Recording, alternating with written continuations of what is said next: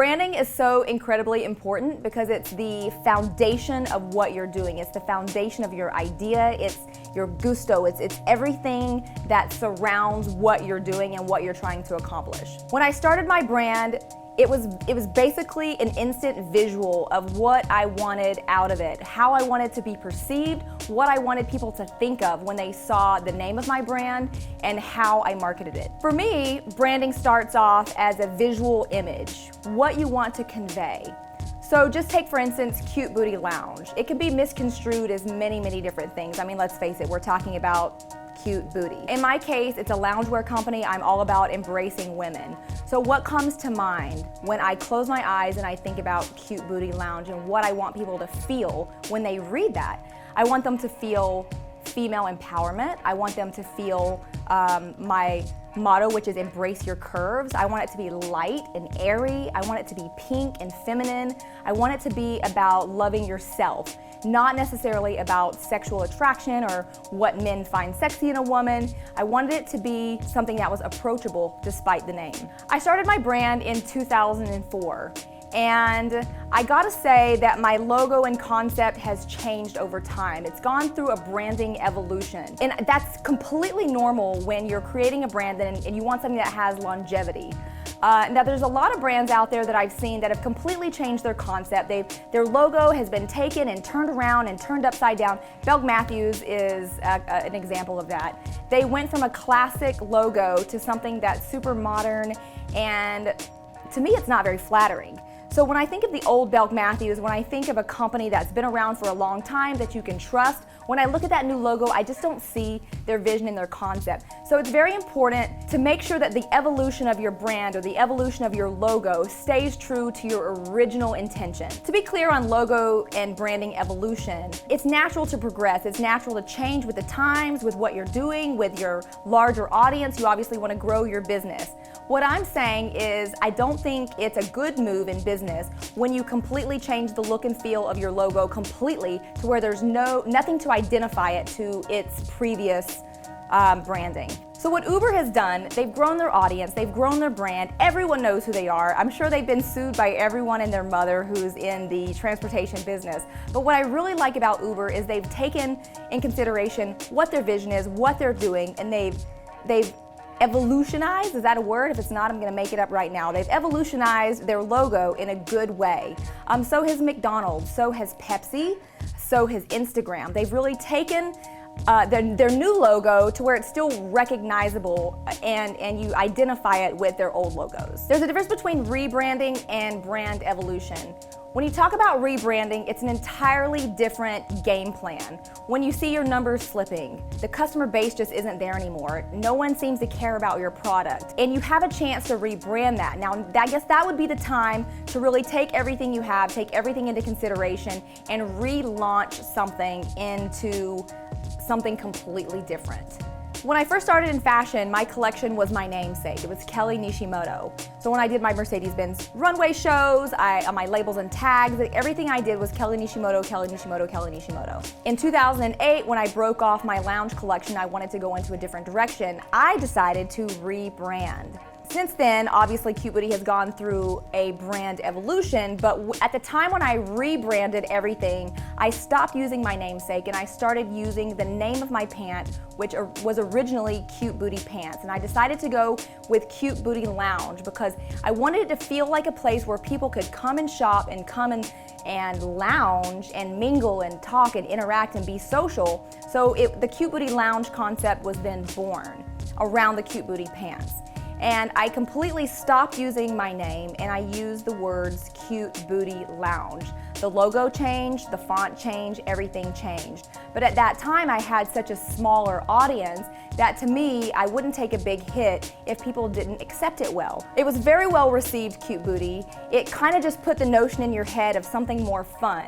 Now instead of using my name, I'm able to expand my market because I'm not so limited to who the heck is Kelly Nishimoto. It's now, what is Cute Booty, what does it mean, and where can I find it? Branding your business doesn't have to cost a lot of money, but there are a few areas that you don't want to be a cheapskate on. One of those is trademarking your brand. I can't express the importance of this enough. I made a huge mistake here. The first time I tried to trademark Kelly Nishimoto, I hired an attorney that was cheap. He had no reputation, I'd never heard of him, Yelp didn't exist back then. He basically took my money and messed up my trademark. My second attempt at trademarking was for Cute Booty. I went through a website that all of you probably know, LegalZoom. It sounded great, all the documents are formal and valid, but again, as a creative person, it's all mumbo jumbo to me. So unless you're putting something in my face and explaining it with words that I can understand, the LegalZoom documentation meant nothing to me. So after going through my whole LegalZoom debacle, of course, the United States Patent and Trademark Office challenged my trademark because apparently everyone wants a cute booty. So I ended up having to hire a lawyer anyways. So it essentially cost me twice as much as if I would have just gone with a stinking lawyer in the first place. Hire a damn attorney to do your trademark. It's worth the $2,500. Just suck it up and do it, and you'll never have to spend it again until the 15 years is up or whatever it is, and trademark your name and spend the money. When it comes to branding and owning your brand and making sure you're protected and you have everything that you need to make sure that people can't steal it, take it, copy it, the best thing you could also do, which is just my personal suggestion, and my sister makes fun of me all the time, is because I own every single .com in the world that has the word booty attached to it. So you name it, cutebooty.com, cutebooty.net, My Cute Booty, Shop Cute Booty, Cute Booty Lounge. I have just made it a point. Whenever I have a project, I buy every single possible domain I can around that name to just keep the possibility away of someone mimicking you, copying you, and let's face it, cutebooty.com, if you didn't know me or my brand, you could think it was something else like porn, which it's not. So thank goodness I was able to buy all of those .coms because now Cute Booty is associated with beautiful loungewear and nothing pornographic. Branding and promotions really also transitions into marketing your company, marketing your brand, getting your name out there, making sure people recognize it, know about it, and just really want to be engaged with it. And one of the ways I like to market my company, and it's always come very naturally to me, is guerrilla marketing. I'm not a traditional marketing type of person. I don't have a marketing plan, a marketing budget. Well, I do now. But I'm not the type of person that writes things down and has a checklist. In 3 months, I'm gonna do this. In 6 months, I'm gonna do this. I'm one of those crazy artistic people that just does things off of feeling. And my feeling is I love shock marketing. I love guerrilla marketing. I like hitting the streets, and I'll just come up and smack you on your butt and tell you you have a cute booty, and then I'll give you a couple of free pairs of pants to try out. Who wouldn't respond to that? So I'm kind of impractical that way. I like to mess with your head a little bit, give you a little taste of something fun and keep you wanting more. And that's kind of always been my take on things. I love involving other girls, women of all shapes and sizes who just want to come on board and have similar messages to give as me. Love your body, embrace your booty, and just really attack things in a more natural, organic way. Not to disregard traditional marketing, because that is the route to take depending on your business. If you have a financial firm or things of that nature, you would probably want to combine traditional marketing with guerrilla marketing because you have to be a little more strategic when it comes to a business like that. At the end of the day, the way you market your business really is going to depend on what industry you're in and what's right for you and what you're doing and what you're trying to get out there and how you want it to be perceived. Back in the day, a whole 10 years ago, when social media marketing wasn't so at your fingertips, we didn't really have anything with the exception of radio advertising, newspaper, TV commercials, and gossip magazines or fashion magazines for my industry. So I would buy ad space in the gossip magazines. I'd buy a 1/12 of a space, would cost me somewhere between $800 and $2,500 depending on which magazine it was. And I really got such a great response from that because what happens with fashion magazines and gossip magazines? They get passed around. No one has a problem reading old gossip when you're getting your nails done. So it was a great way for me to advertise at the time. But now that social media has really just made an explosion in the marketing arena, it's all about social media marketing. And now that ad space is a little null and void for my business. It's completely invalid. I have no return. My return pretty much comes from guerrilla marketing and Instagram. The awesome thing about Instagram and utilizing the back end of your shopping site is you have multiple avenues to read the analytics or analytical data that you can break down and see where your sales are coming from. For instance, when you have a business page on Instagram, you can hit the little button at the top and it tells you how many followers you got that day, that week, that month, that year. You can also tell how your posts are doing. So I can cross-reference my posts from Instagram and what celebrity or social media influencer is posting that day versus what my sales are. Then I can go to the back end of my shopping site and I can see what percentage of my sales are coming from Instagram, what percentage of my sales are coming from direct hits or from some of my other avenues of advertising. Analytics is super, super important. It's all about the numbers game. You need to see if you're spending money, what it's costing you, where the hits are coming from, where your revenue is coming from, and you want to hone in and focus on where that revenue is coming from, and you want to duplicate that as much as you can so that you see a consistent stream of revenue. If something works, then you just keep going with it. As a young entrepreneur just starting your business, one of the things that's really hard to let go is product. So when you have a product you're selling or promoting, product costs you money. So when you have to give that away to someone, even though it's in exchange for promotions, it almost would hurt my feelings that I had to just take a pair of pants from inventory, physically give it to you, and then never get it back. But that's something so, so, so important. You have to give things away in the beginning to get the data that you want. You want to know the customer feedback, how it fit, what they thought about it. Did they like the color? Did they like how it felt on their body? Would they wear it again? Would they buy it again? How much would they pay for it? All of these things are very important when you're starting your business. So one of the things that I did when I was starting my business, it's kind of a crazy thing, and Patrick would really love this. I wrote down 50 celebrities that I wanted to have my product. So me and my team got together and we figured out where we needed to send these 50 items to individual addresses to get these in the hands of the celebrities that we had chosen. So for Christmas one year, Christmas 2008, we sent out 50 Christmas gifts to 50 celebrities, and it was kind of gangster. I mean, when you're just a celebrity and you get something at your house or at your publicist's office and you really have no idea who I am and what cute booty is, and you open this package and here's this great pair of pants.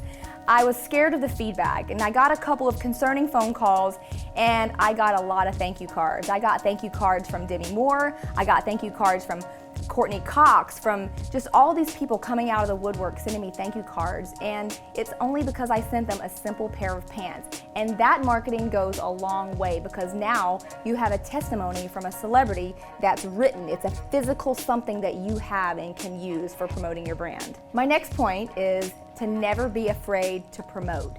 You want to promote verbally. You want to promote on your Instagram, on all of your social media avenues. Don't be afraid to talk to people about your business and get their feedback. I know one of the things that I really had a hard time accepting in the beginning was negative feedback. Negative feedback is really important when you're starting a business because you want to know, I mean, of course you've got your a-holes out there who just don't support what you're doing and they have no idea what they're talking about, and your thoughts go to, please just stop talking. But then there are those people who genuinely want you to do well, and they see flaws. And when they point out those flaws in a constructive way, you should really take those into consideration, listen to what they have to say, and see if they're worthy of applying to your business. One thing I always hated, especially living in Los Angeles, I hated using my contacts. And now I regret it. There's so many people in my circle who, if I would have just promoted a little more, been a little more verbal, they would have absolutely supported me in everything I was doing. Why? Because what I was doing was genuine. I'm a trustworthy person. I'm a person who has passion for what they're doing. I had a vision and I was sticking to it. And if I would have just been a little more verbal, I can only think of what positive things would have come from that, what other areas would have just naturally grown my business at the time. So please, please, please, if you get anything out of all of these points that I've given you, is to not be afraid to talk about your business. Self-promotions, you can do it in an annoying way or you can do it in a passionate way. And I say just suck in all the passion that you have and breathe it out to the people who want to listen. My last point when it comes to branding and promoting and marketing your business is to really think outside the box. I love shock value. There's nothing I love more than shock value. Now you want to use shock value in a tasteful way. So if you're promoting, say, you're promoting a bra, maybe you can do a little Instagram boomerang that's just like a flash of the bra and then the shirt over the top. You don't have to be so overtly sexy. When you see a sexy picture of a woman in a bra, that's what it is. It's a sexy picture of a woman in a bra, great. Most of the time, people aren't looking at the bra, they're looking at the woman. So when you're promoting your product, you really want to focus on what your product is and what you want people to see. And that's the great thing about thinking out of the box, is because you can make someone see whatever you want them to see. So if you want them to see boobs in a bra, great, that's what you want them to see. But if you want them to see the bra, you want them to see your product, you want them to see the beautiful, delicate fabrics you're using, the rose gold clasp, the bra straps made in Italy, the beautiful embroidered logo that you have on it, the comfort, the support. If you want them to see those things, you have to think outside the box and showcase the bra and not what's in the bra. When it comes to shock value, I have 3 R's for you to remember, if I can remember them myself. We want to do research. We want to make sure we research what we're doing, what our purpose is in the shock value marketing. Relevance. Is it relevant to your audience? Is it relevant to your product? Is it relevant to what you want to convey? And number 3 would be remember. You want to be remembered. Whatever you do, whatever you put out there, whatever that content is, you want people to think about it, feel it, and remember it. All right, guys, so those are my pointers on how to brand, market, and promote your business. I'd love to hear what you're already doing, so leave me a message below. And you can also click the link in the description to download a PDF of everything we talked about today. And you know what I also need you to do? I need you to do one more thing. I need you to help us get to 1 million subscribers! Woo-woo! Valuetainment.